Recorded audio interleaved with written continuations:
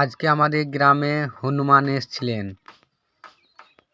আমি কিছু আলু দিয়েছি, কেমন খাচ্ছে দেখো। সব বসে বসে কেমন খাচ্ছে দেখো, দুটো হাতে করে খাচ্ছে দেখো কেমন। আমাদের গ্রামের বাচ্চাগুলো খুব জ্বালাচ্ছিল, তো আমি কিছু আলু নিয়ে একটা চালের ওপরে চাপিয়ে দিয়েছি একটা থালাতে করে, কেমন খাচ্ছে দেখো।